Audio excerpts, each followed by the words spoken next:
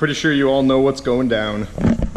What's up guys, it's Drifts and Lifts here. Welcome back to the Drifts and Lifts Epic Volvo Drift YouTube channel. Today's gravy pouring extravaganza is gonna be incredible. So as you guys can see, I got Miss Huff on the dyno. We're here at Post Haste Performance in Chilliwack, BC. My favorite tuning shop around. Dan is the guy who does all the work on all the ECU stuff on my cars. And it's always been nothing but awesome. So we're gonna have another fun day in here. So what the plan is basically the day you guys have all been waiting for.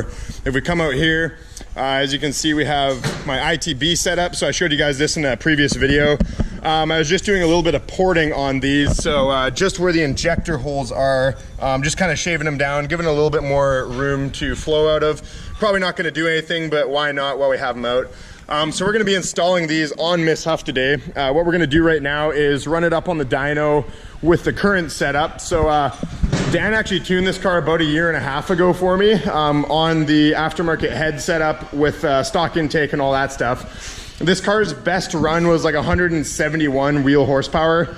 So we're gonna run it up on the dyno right now and we're gonna see if it's lost any power after 1.5 years of beating on it, red line, and really high abuse kind of scenarios. So I don't think it's gonna have lost much power, if any, but once we do that, then we're gonna install our ITB kit, and then Dan's gonna tune it, and then we're gonna see how much power it makes with ITBs. So I'm hoping that it makes more power. You never know when it comes to stuff like this until you actually see. But even looking at it, it just looks like so much more flow is gonna be able to happen, considering this throttle body is like a 55 millimeter, and the throttle bodies on the ITB setup are 42 millimeter throttle bodies. Even like as far as the plenum goes, you can just see these Volvo plenums aren't the best flowing intake plenum there ever was, right? So I'm hoping that it makes at least a little more jam on the top end. And if it doesn't make any more power, it's probably gonna sound something crazy. So I'm really stoked. Hope you guys like the video. This is gonna be a real cool thing to see.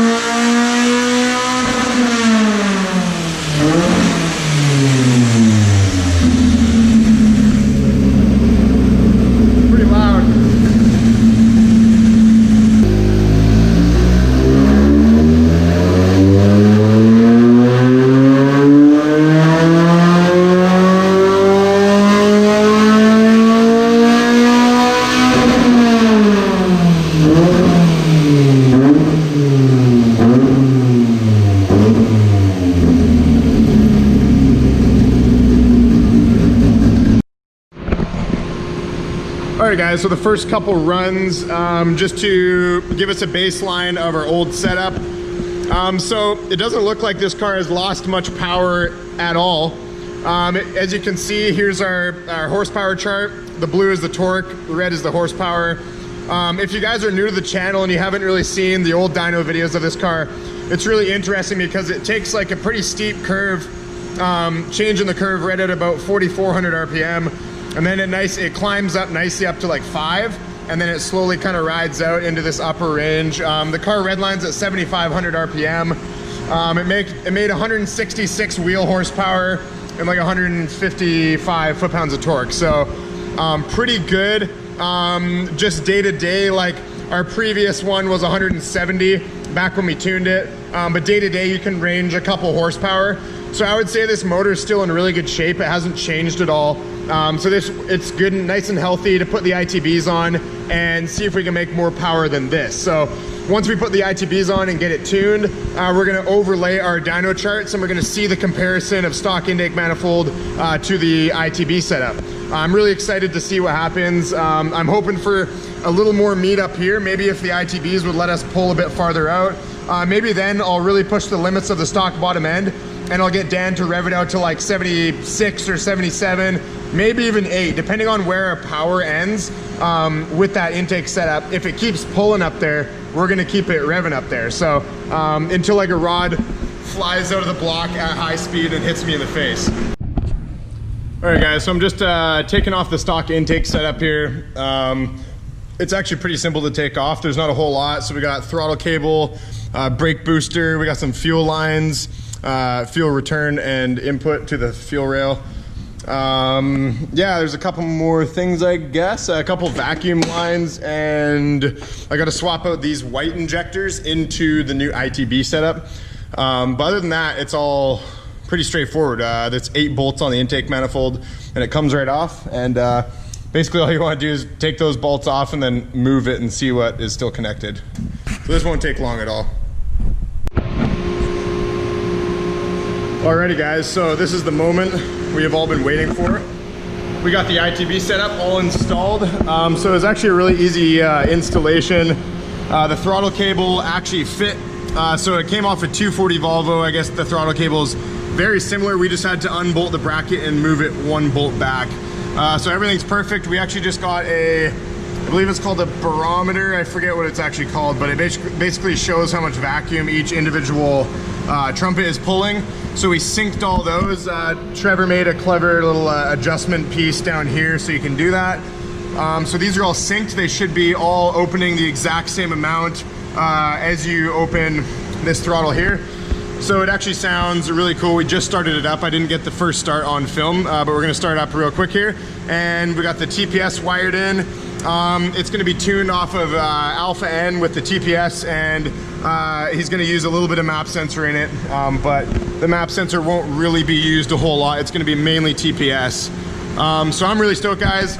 I really hope it makes more power. Even chucking revs, you can tell how responsive it is. So if it doesn't make a whole lot more power, hopefully it makes a lot of sound and response. So yeah, I guess we'll start it up and see what happens.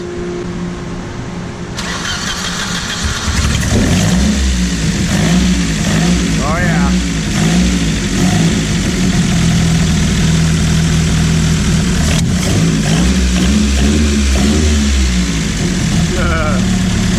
So I can already tell this thing's gonna sound unreal through here. So yeah, let's hear it go.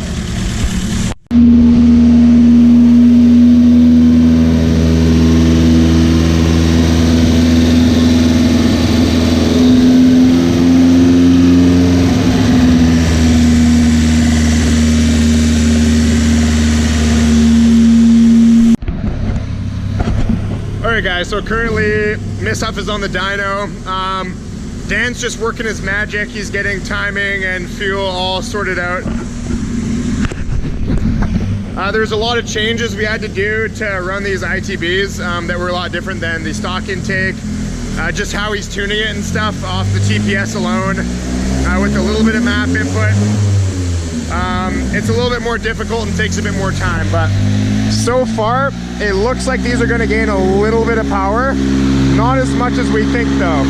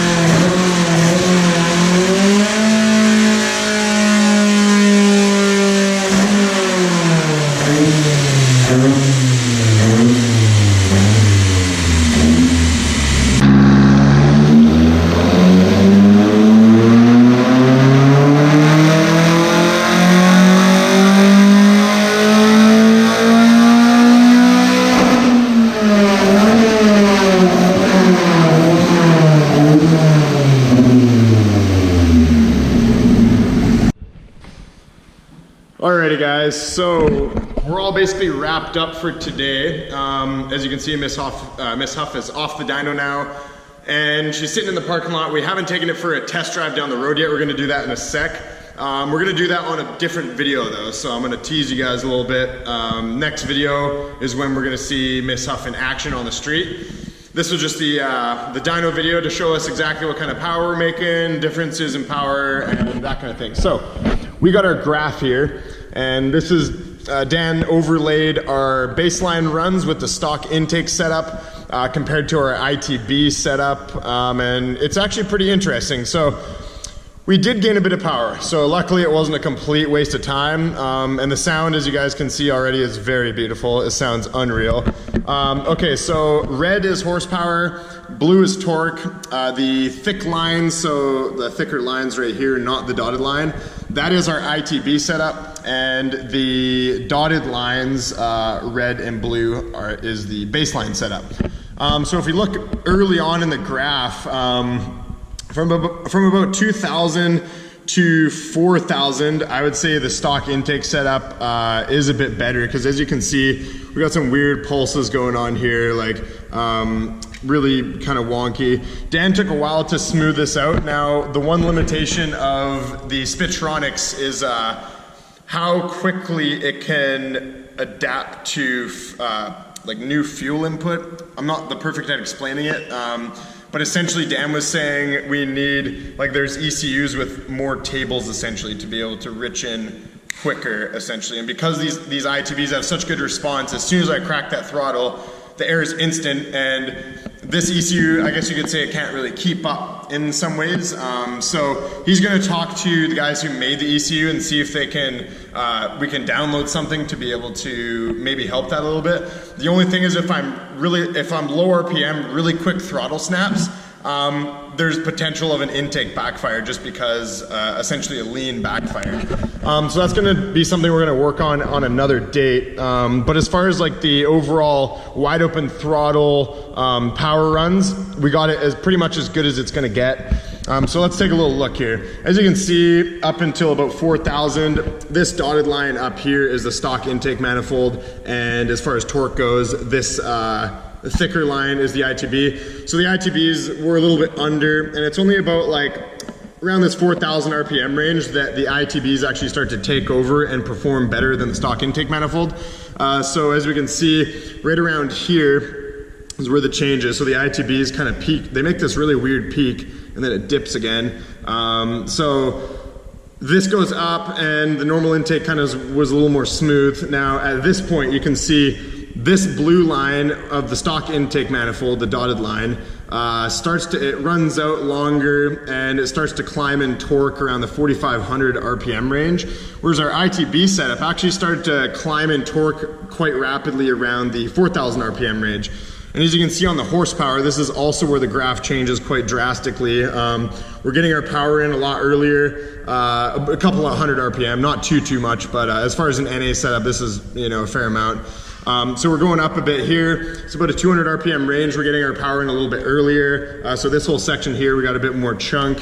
As you can see, this area right here of the graph with the ITBs was a lot better. So we got it earlier and more just in general, just a thicker curve. So as it kind of runs up to here in the 5,000 RPM range, they're basically performing pretty similar. As you can see, the graphs are almost like right in the same spot.